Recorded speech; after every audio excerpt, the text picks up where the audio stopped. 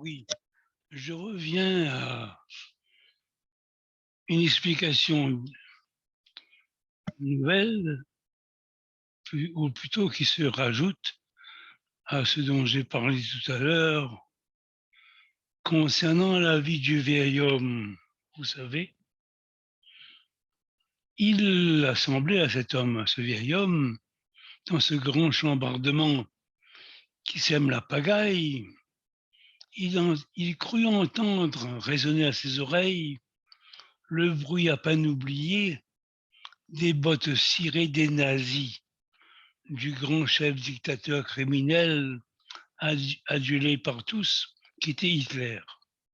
Au fond, il y a une espèce d'intime conviction que l'esprit satanique de l'ex-vainqueur tyrannique serait revenu, une forme de réincarnation, disons.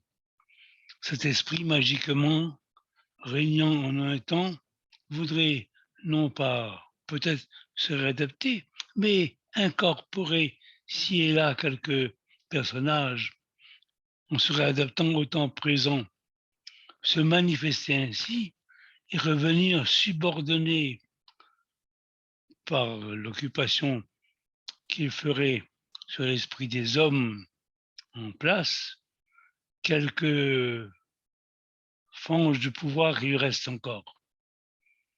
Par le biais de ces pauvres professeurs, médecins, politiciens et croupiers de médias, l'on ressent, pour les esprits avertis, que l'ambiance est de nouveau propice à ce retour ou ou à la manifestation tangible de cette réalité. Donc le vieil homme revoit poindre partout, sous les parades et les actes des dirigeants des nations, les pays et les pays actuels, le profil à peine modifié. Il se souvint aussi d'une grande banque qui avait alimenté les caisses de ce Reich criminellement prospère, sans dissimuler son identité ni ses appartenances. Un chef d'État ou deux d'une république fertile et culturelle, un petit homme manipulé par une autre femme qu'il avait kidnappée dès son âge de 15 ans pour en faire son hocher de réussite. Ce petit pantin domestiqué avait, à un moment de sa courte vie, été un serviteur dévoué de la dite banque. Il faut ajouter que le vieux survivant à 2 ou 3 républiques, il trouvait bizarre,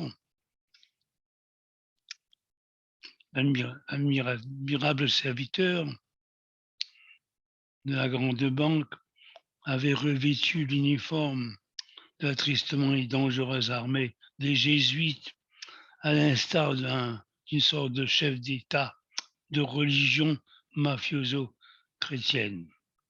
Que de pièges et nœuds coulant dans ces sociétés admirablement structurées par le mensonge et la répression, minutieusement présentée et organisée. Quelle horreur! Enfin, amis, écoutez cela avec